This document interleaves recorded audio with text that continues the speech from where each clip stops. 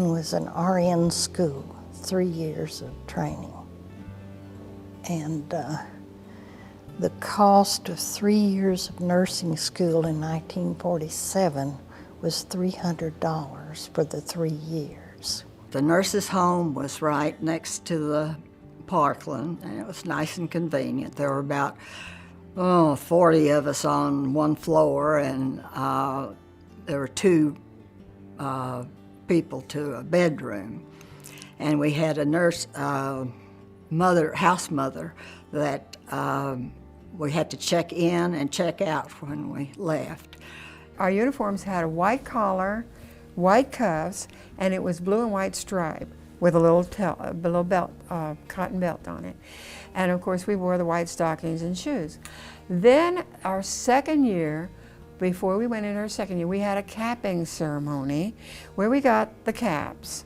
And we had took the white collar off, and we put on bib and an apron. And the hospital kept those clean for us and starched them and delivered them back. Also the cap. Our third year, that was the reason for the black cap. And as you can see, it just folds back, and it's got a little button in the back. We just did mostly classwork the first year, but then we started in the hospital, and we worked on the different floors. The lower floor was a medicine floor, and the floors were cement, and when they washed when the people that cleaned washed the floors, they just looked just as bad when they got through as when they started. We lived in the basement for 6 months during our preclinical period. And after that, if we did not pass all of our grades or anything, we were washed out. I lived in a small room in the northwest corner of the basement, and I had 6 roommates. 3 of them washed out at the end of 6 months. 4 of us stayed, and of that 4, 3 graduated in 1948. We didn't have air conditioning, and so the windows were open in the summertime because it was so hot. We just nearly died with those uniforms and the masks and the hats. It was very intense, our work and studies. But I think we had so much more experiences working in the hospital than maybe later nurses had. We had very, very good training, very good instructors. In those days, we washed every tube that went in and out of the body, and we had to wash all the needles and syringes and deburr the needles, and we had no experience in that. The laundry would come up and they'd pile it on an old gurney, and we'd sit there if we weren't scrubbed or circulating in the operating room and fold up the hats and the masks and put them, because they had to be just so and we put them in the box so the doctors could grab them, nurses, when they went into the operating room. In leaving the nurses' home to go to the hospital to work or return in, if we were there at the door to leave, we had to stand and hold the door open if an upperclassman was coming up the walk. And we stood and held the door open until they passed through. Then we could leave and close the door. If we met them on the walkway coming or going, we always had to greet them with, "Good morning, Miss So-and-so," or "Good afternoon, Miss So-and-so." Everybody was known by their last name. No one was known by first names.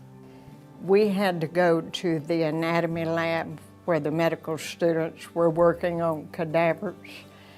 And this was probably the second month that I was here. And to walk into that room and smell that odor and see all of those bodies, I thought, what am I doing? here. So that took a while to get over that. But then, you know, once you get beyond that, then it's fine. Our first year, we had a curfew. We didn't have a key. Our junior and senior years, we had keys to the front door of the nurses' quarters, but we still had a curfew. If you didn't make that curfew, you had to go to the emergency room, and the night watchman would bring you over, and then you got called in if you were late getting in. That's what they tell me. That's what. We did everything, as students, we did everything that was to be done. They didn't have very many nurses at that time, maybe one per unit, and even not that many in the evening time. But we had to work in Central Supply, and that was one of my favorite places. I didn't like the job, but it gave us an opportunity to flirt with the medical students. In the nursing home, on our floor, there were probably, I'm thinking about 30 of us in the two a bedroom, but there was only one telephone, and for all of us. All of us in the class were as close as sisters because we were all very young, such awesome new experiences that we shared together. Nobody else can share that with you unless you've been through it. And it was like anatomy lab. That was interesting. As a student, we pretty much had to take care of, do all the baths and beds and all those kinds of things. And but on the private floor, we had young people, and we had a couple of police officers that had had motorcycle accidents, and they were in for the long term. And so that was fun. You know, most of our patients were not fun because they were elderly. And the roof of the nurses' home had an area about 4 foot tall around it, and the girls went up there on their days off and time off when they could and took sun baths a la nude. Well, that was stopped because one day the director of nurses got on the bus in front of the nursing home with some of the nurses, and we were surprised to find there were several airmen that were stationed at Love Field that got out pictures and started looking at them and comparing them to the nurses getting on the buses to see if they could spot anybody whose picture they had taken on a flyby. I hadn't heard anything about that. It may or may not be true. I don't recall seeing airplanes. Oh, that's funny. it was a place where I think I learned about what it meant to be a human being. And I would hope that that would be part of its heritage. I learned what segregation was all about. I learned what life and death was all about. I came from being a naive, uneducated 17-year-old to going out to the cadaver lab every Wednesday afternoon and observing cadavers.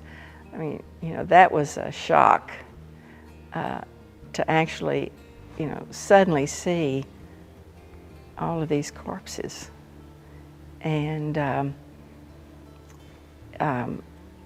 mean, you know, I think I just grew up very fast here because of the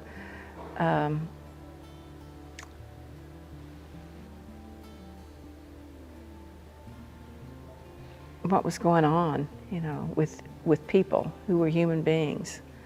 When I was in nursing school at Parkland Hospital and a doctor walked into the room, the nurse stood up. And when I've done that since, even now, when a doctor walks into my room and I stand up, if I know him and know he's a physician, they ask me, "Why do you stand up?" And I said, "Because I'm a Parkland nurse, and we were taught to stand up when the doctor came into the room." And I haven't been able to get away from that yet. It's just something about what you've learned at Parkland that's still with you today.